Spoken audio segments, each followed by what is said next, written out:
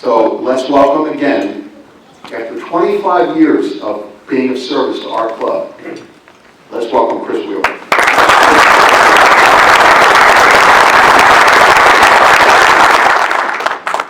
Thanks, Tom. This really nice. This is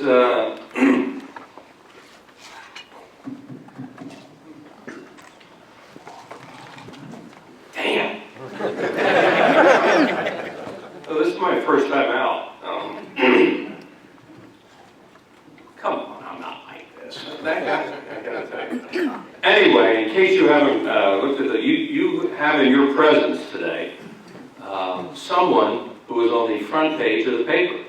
In case you haven't seen, and the person that you have as your guest speaker that was on the front page of the paper today did not rob a bank or start a Ponzi scheme.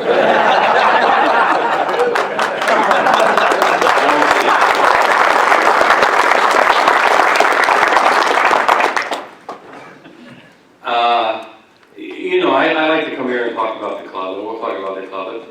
The stuff that came down yesterday, it's one of those things.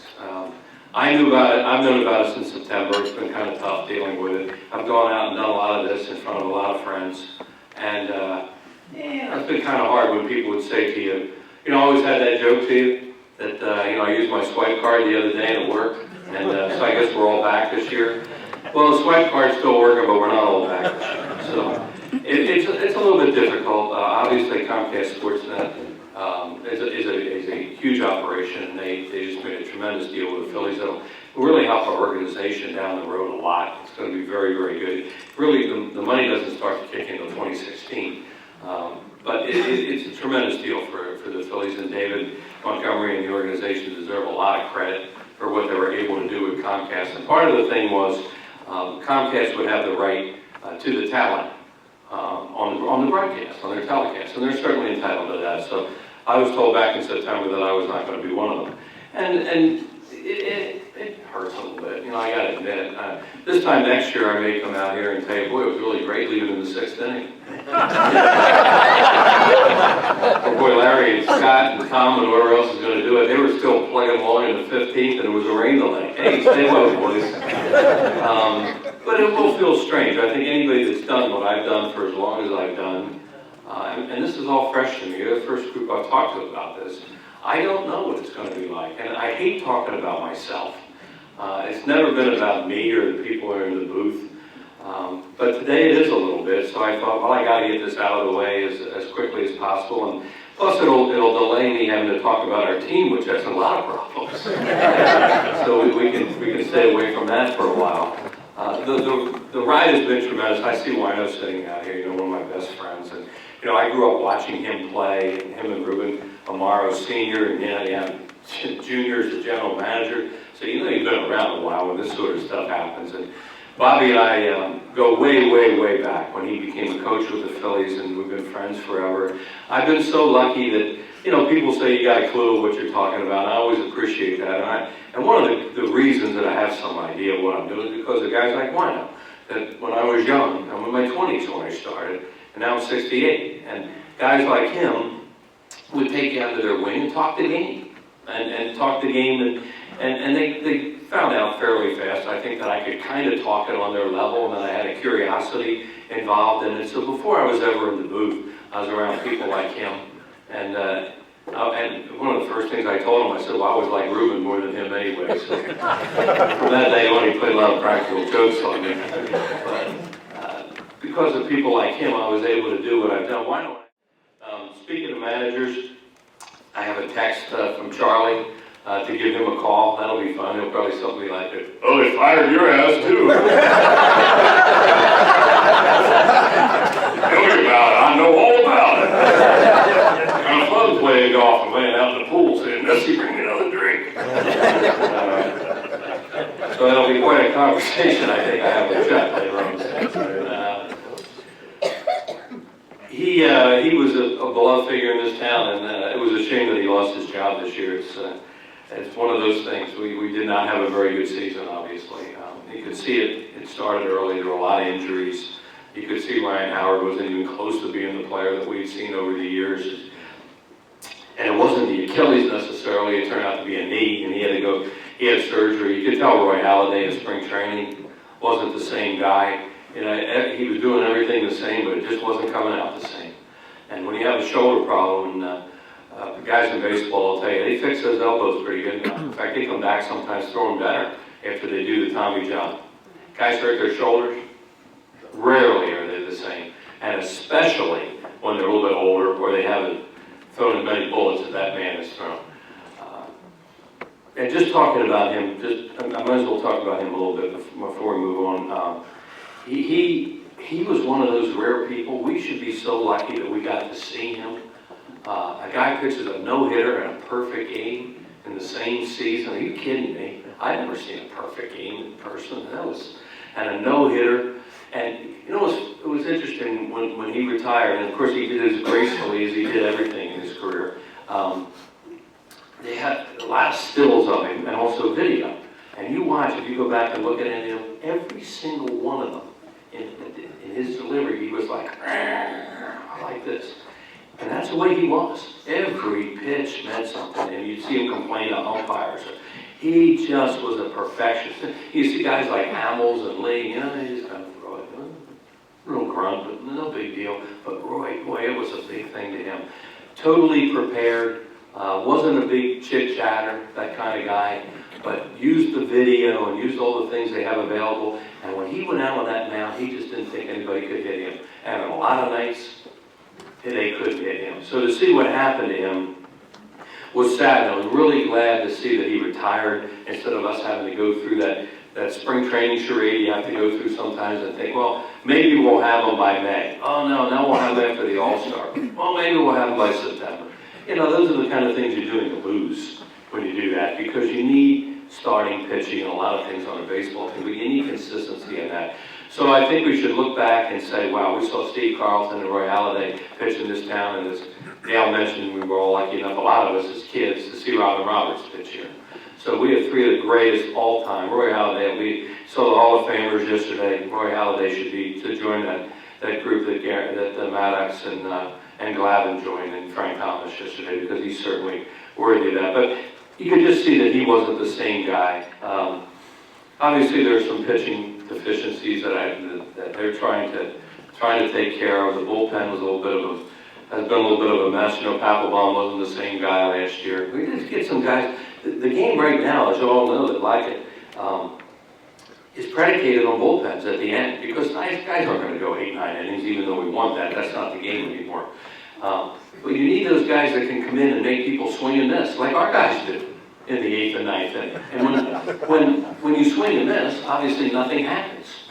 So we had some guys up there that were doing that. Eddie Rosenberg, Diekman, guys with arms like that, big-time arms.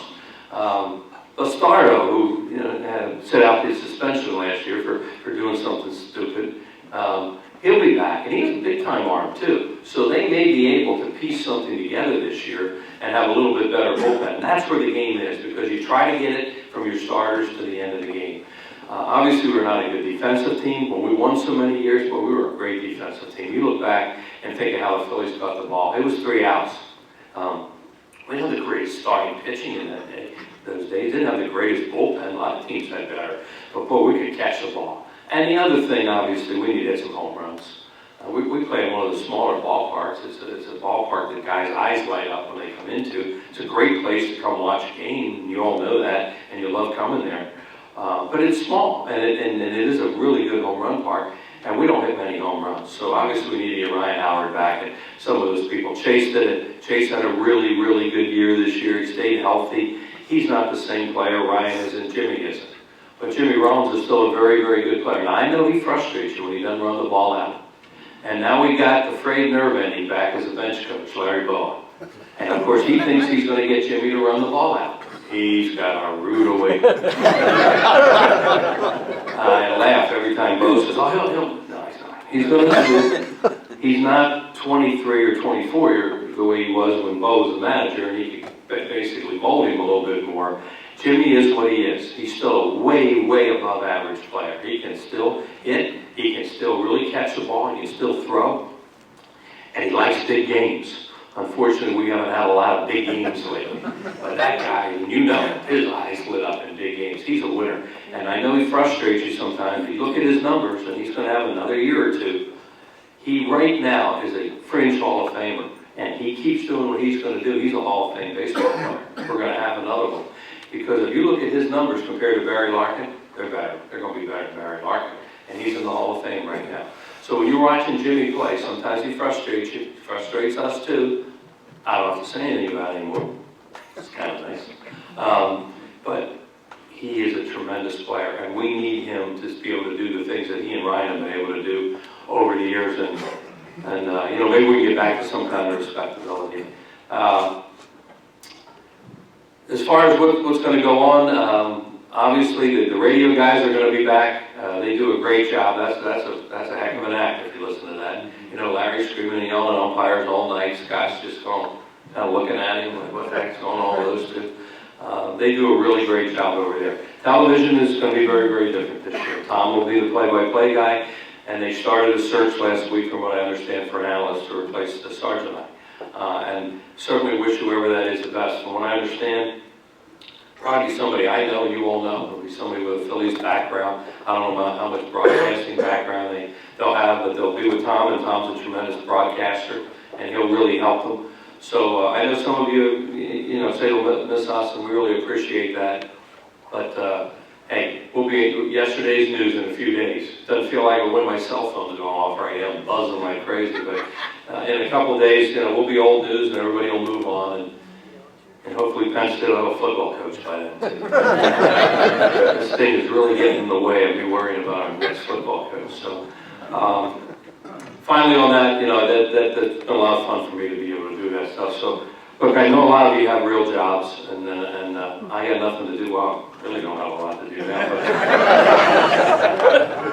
heck, I'm going to take advantage of the social safety net pretty soon. I've been paying into it for a long time, so why not? That's going to be kind of fun.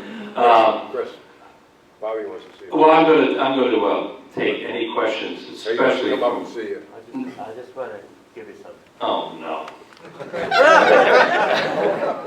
One of the prime things you do when you've been lucky enough to do what I do for a living is you never give up the mic. And you especially never give up the mic to somebody you know like this. I got to. No. Yes, Rob. Stay right here.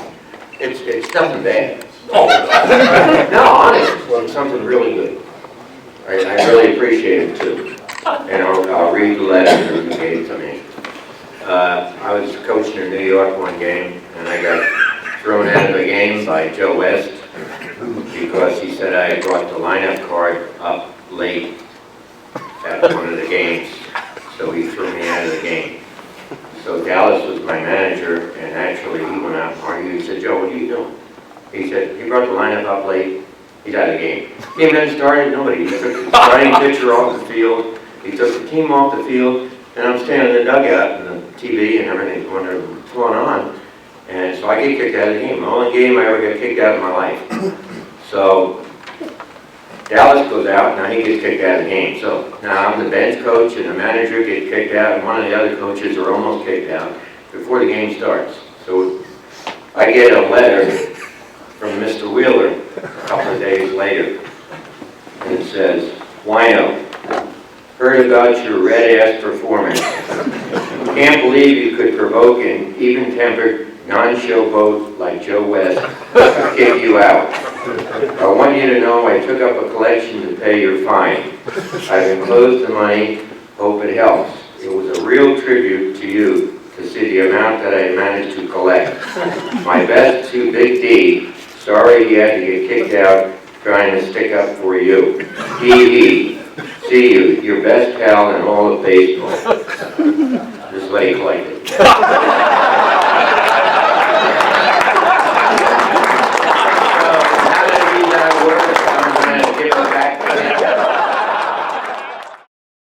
Because as Wino just said, you know, when you see the manager go out to the umpire, he hands these things to him. Well, that's the official lineup card. You know, that's signed by the manager.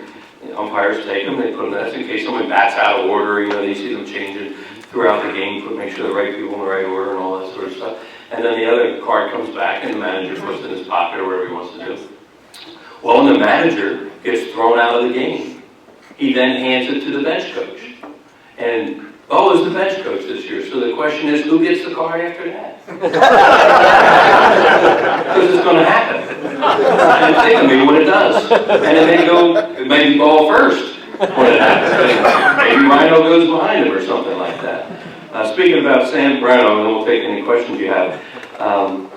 He's an interesting guy. When Bobby knows, when Rhino was a kid, he was up with us for just a little bit of time. He was in the deal for De Jesus and Larry Boa. Boa continues to tell Ryan Sandberg that, don't forget, man, you were the throw-in in that deal. He really wanted to take. And Rhino just laughs and says, yeah, I did a little better though. But it's amazing when you think about it. We have a Hall of Famer managing us. And his nickname back when he played was Gabby. He didn't say anything. He'll tell you. You go up and say hi to him or something when he's with the Cubs. He was always pleasant, but he wasn't going to talk much. He really quiet. One of those guys you thought never, ever, ever was going to manage. You just couldn't see it. Great golfer and all that stuff. You thought he's going to have a heck of a good time. He's a Hall of Fame player at the end of his career. We all knew that. But then that guy went for 5 years and rode the buses in the minor leagues. And the guys that did that, like Bobby had to do that, that's hard. That's a hard life. And especially for, hey, Schmidt tried to do it 1 year at Clearwater. He quit 3/4 of the way through the season. He had enough. I can't deal with this. Driving buses all through Florida. And Rhino was in these little rinky-dink leagues where they're staying in these little motels and hotels and stuff. But to his credit, he lasted. He stuck it out because he wanted to manage. So I hope we all give him a little shot here. He's got a very strong personality. He doesn't look like it. But he has a tremendous presence. He's a big guy. And talk about credibility.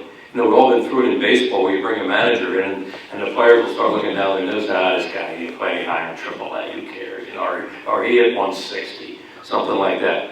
Ain't none of them, maybe Jimmy Rollins now, but other than that, ever going to be in the same building he's in unless they buy a ticket. So when they look at him, they got to go, boy, this is a step above anything that I'm ever going to do. So I hope Rhino can handle this, because who knows whether we're going to be a good team in between or a bad team. I don't know right now. There's no way to know. But one thing about him is he's a very good baseball man. He's very dedicated. He's already changed some of the mindset with some guys last year at the end of the season. I saw him take charge of a few situations. And trust me, when they sit down in front of him, they know they better listen, because he has some credibility. So I hope we cut him a little slack for a while. Things don't go right. For those of you who like to pray and religious and all that, get down on your knees and Ryan Howard and Papelbon make a comeback this year, because if they do, we'll be better. Instantly better. Yeah? Chris, do you foresee any unique managerial type of changes with Sandberg? You know, does he have a style that would be different than we've seen? Here's the thing about style, and you hear it all the time, especially from these talk show geniuses and some of the idiots that call once in a while. I can say all this now, I'm happy about it. They'll say, boy, you ought to hit and run more. And now, you know, Milo sitting here, you know, how do you hit and run with a team that swings and misses all the time? I mean, that really makes a lot of sense. So, or why don't you play more little ball? What the hell is little ball? It's baseball. The guy gets on second, you move him over. And they play the infield back in the first inning, and maybe you get a 1-0 lead. Or you get a guy to third, and hopefully you hit a fly ball and you knock him in. Little ball, my foot. Every time I hear that expression, you just want to go stop with the little ball. Little ball is baseball. Play the game the right way. Play it the National League way. Because we just can't sit around waiting for big innings necessarily, especially if you don't have a lot of power. So, yes, if he could get guys, will he put more people in motion? Sure, absolutely. If he has a combination that he's just not going to run into an out in one of the smallest ballparks in baseball. Why would you run into outs when it's 95 degrees with the wind blowing out and maybe somebody can hit a fly ball that just blows out of the ballpark? So there's a lot of little things like that managers want to do, but it depends on their personnel. So we'll see what kind of lineup we're able to put together and how much maneuverability he can do. It's like Charlie used to drive him crazy. Yeah, he loved the home run. Sure he did. But he didn't want a bunch of guys that clogged up the bases like we've had over the years, and we could win with it at times because we hit so many homers. But that's what you want to do. And will Ryan Sandberg be able to do that if he has the right personnel? But yes, he's very aggressive. I can't wait to see them shoot the dugout because, you know, we've been lucky. We've had managers the last few years, and they want the manager to look like this, even though he may be paddling like hell underneath, and he's agitated. Well, okay, there's trouble with that. You know, something goes wrong, or he takes a walk down the tunnel. We had a long talk about some stuff yesterday because I kid about him and why on this. We're very, very close. Anybody that's been around him, it's a love-hate relationship. He just absolutely, you can't stand him at times. And other times, he's so much fun to be around, and he's a great baseball man. And all kidding aside, he will really help Rhino this year. They will be on that bench a move or two ahead of most managers. Now, whether or not they have the personnel to take advantage of it or not, that's another thing. But they will not get caught short with a managerial move with Larry Boas. Won't happen. And it's great with the rookie managers to have him out there. Hey, it's nice to see everybody.